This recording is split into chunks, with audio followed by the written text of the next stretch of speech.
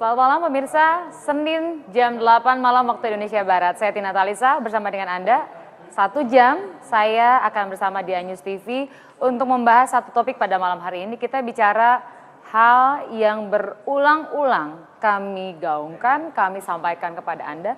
Mengingat betapa pentingnya masalah ini dan memang mengingat belum selesai masalahnya. Yaitu soal kabut asap. Kita akan membahasnya dengan 4 orang tamu, ada dari Kementerian Lingkungan Hidup dan Kehutanan, kemudian anggota DPR yang memang daerah pemilihannya dari salah satu provinsi yang rawan, dari Kalimantan, kemudian dari Walhi dan tentu dari kepolisian. Kita kan ingin tahu ya sebetulnya seperti apa, sejauh mana penyelidikan, kemudian penyidikan bagi para pelaku pembakaran. Mari sekarang kita lihat tayangan bagaimana belum selesai di beberapa titik dan kita tentu minta ada pihak yang dimintai pertanggungjawabannya dan kita selalu menyampaikan bahwa anak-anak adalah kaum yang rentan terhadap bahaya kabut asap. Di antaranya ada seorang siswa SMP di Jambi yang pingsan pada saat ada kegiatan di sekolah karena kabut asap.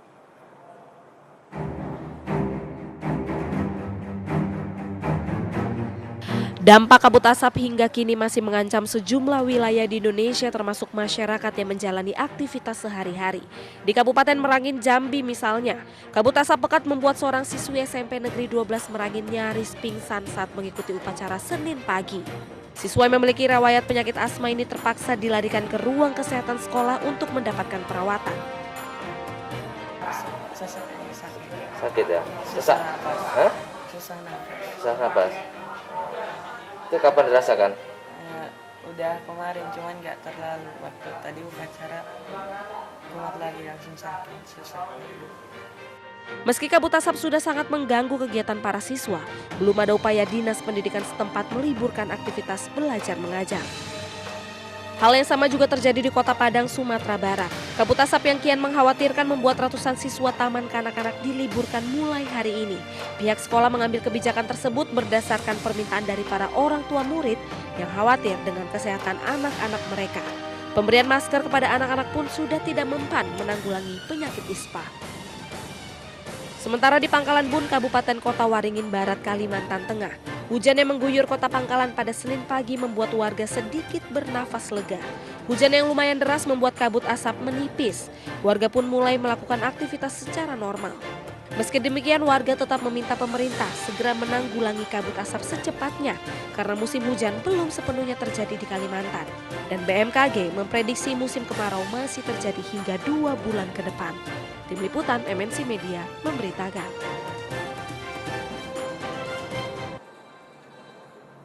Pemirsa, siang tadi Kementerian Koordinator Politik Hukum dan Keamanan menggelar konferensi pers dengan jajaran menteri terkait mengenai penanganan bencana kabut asap di Sumatera dan Kalimantan.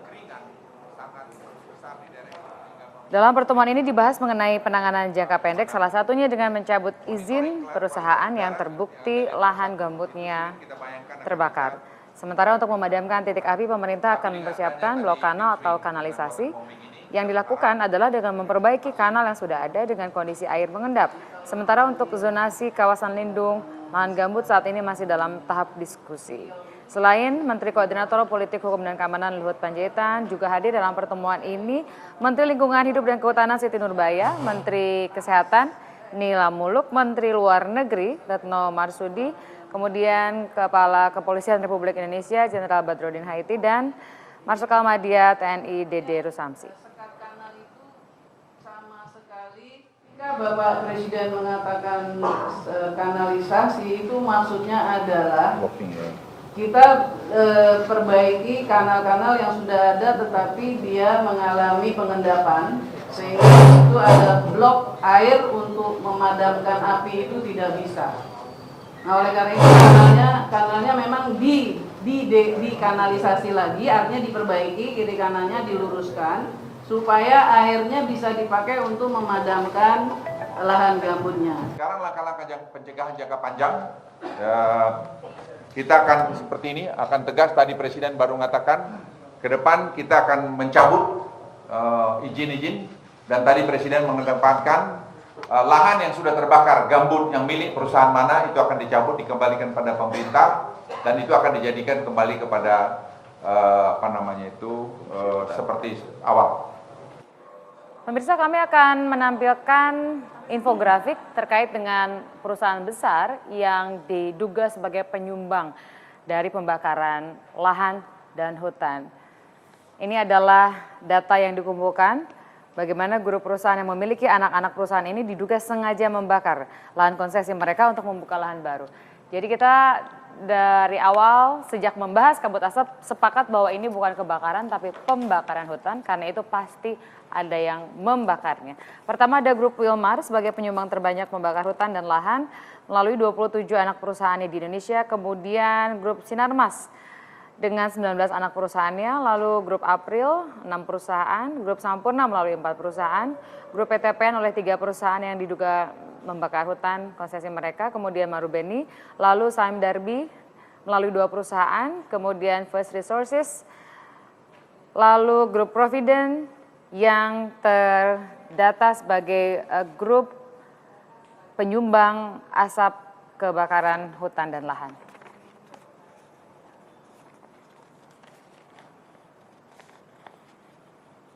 Kita memang merasa ini berita yang berulang-ulang disampaikan, tapi kenyataannya memang belum selesai. Jadi kita harus sampaikan kepada Anda, bukan hanya sekadar membuat kita semua paham, tapi kita juga tidak berhenti geram, lalu bisa berbuat sesuatu, setidaknya pelajaran buat tahun depan. Ada 4 orang tamu, Bapak ini udah berapa kali sama Pak Harsono ya, ngebahas asap nih. Jadi kesekian kali sama Pak Harsono. Bapak dari Kementerian Lingkungan Hidup dan Kehutanan, Pak Raffes Panjaitan, selamat malam. Kemudian ini abang kita yang dari Kalimantan sana, jadi rasanya kalau kita tanya harusnya paham benar gitu ya apa yang terjadi di sana.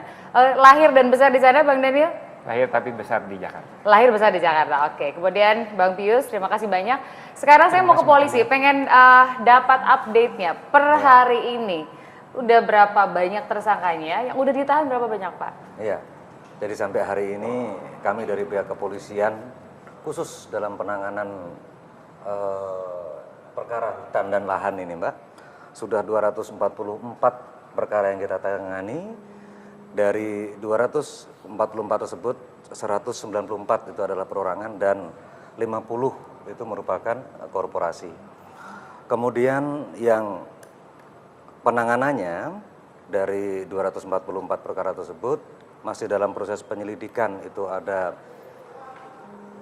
24 perkara, kemudian yang sudah masuk ke proses penyidikan 122 perkara, itu terdiri dari 78 perorangan dan 44 korporasi.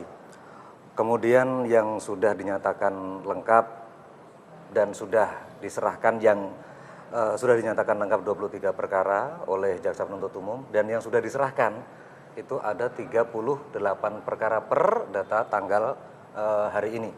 Yang sudah ditetapkan sebagai tersangka ada 233 orang. Itu terdiri dari 217 perorangan dan 16 korporasi. Yang sudah dilakukan penahanan 72 orang. 72 orang ya, itu gabungan antara yang perorangan dan korporasi. Korporasi 5 orang, perorangan 72, berarti totalnya 77 orang yang sudah dilakukan. Itu tersebar di berbagai tempat. Ya, dari Riau, kemudian Jambi, Sumatera Selatan, Sulawesi, Kalimantan Barat, Tengah, Timur, dan Selatan. Kita tanya ke yang orang Kalimantan Barat dulu. Bang, ini kan kalau bicara soal penanganan dari sisi hukum nih ya, pendekatannya kalau dari Kementerian Lingkungan Hidup dan Kehutanan kita akan tanya soal sanksi administratifnya. Tetapi dari sisi hukum, di sini berulang-ulang dibahas, diantaranya adalah polisi kerja, masuk ke pengadilan, terus vonisnya tuh kayaknya nggak ngenakin buat kita rakyat, atau bisa sebaliknya ngenakin buat yang melakukannya. Abang melihatkah bahwa ada, saya tidak mengatakan ketidakmampuan, kekurang pahaman para hakim soal isu lingkungan? Abang melihat itu nggak? Bukan kurang paham, tapi mungkin juga kurang sensitif terhadap penderitaan yang sudah dirasakan oleh jutaan rakyat, baik di Sumatera maupun di Kalimantan. Jadi menurut Abang mereka paham atau kurang sensitif yang lebih besar? Biar semakin sensitif nanti hakimnya hakim yang di Riau aja. kan hakimnya merasakan asapnya kan, sehingga dia bisa merasakan bagaimana penderitaan keluarganya, penderitaan masyarakatnya, sehingga keputusan pengadilan diambil memang sudah sesuai dengan rasa keadilan, masyarakat nanti. Oke, jadi itu yang dicatat sama teman-teman. Ada catatan lain nggak setelah melihat upaya keras pemerintah juga untuk menangani untuk yang tahun ini khusus Bang Daniel? Ya, awal-awal itu kan Ibu Menteri ya Kehutanan menyatakan yang kebakar mungkin hanya puluhan ribu ya. Awal-awal. Awal-awal ya puluhan ribu. Seingat Betul. saya cuma 40 sampai 60 ribuan. 40 ribuan ya. Bahkan sekarang dideklar bahwa 1,6 juta hektar terbakar. Nah, kalau secara logika ya, meskipun itu akan mempermudah pihak hukum dan kepolisian mengusut, 1,6 juta hektar itu bukan yang kecil, Mbak, sangat besar. Yang bisa melakukan pembakaran 1,6 juta hektar secara masif itu hanya bisa dilakukan oleh korporasi sebagian besar. Tentu kita nggak menutup mata bahwa masyarakat. Tapi kalau orang rame-rame juga bisa juga dong, Bang. Karena 1,6 juta hektar aja kita butuh solar aja berapa duit, Pak. Kalau petani biasa, ya kalau rame-rame tentu bisa. Tetapi kan yang kalau secara masif, makanya kita harus nanti dari hasil temuan kepolisian kita harus lihat tuh, yang sudah ditahan, dia bertanggung jawab terhadap berapa luas, sehingga kan nanti itu kelihatan. Baik, kita akan tutup di situ karena ini menarik. Betul memang awalnya puluhan ribu, mari kita nanti cek lagi pada saat jeda apakah 40 atau 60 ribu. Tapi lompatannya sampai kemudian dideklarasikan bahwa 1,6 juta hektar, itu kan lompatan yang luar biasa. Yang terjadinya hanya dalam sekitar kurun 2 bulanan. Jadi bisa jadi nih data yang awal, mohon maaf, tidak valid atau ditutup-tutupi. Atau ada pembiaran sehingga sampai jadi sekarang 1,6 juta hektar sesaat lagi. Itu memang betul Pak, awalnya tuh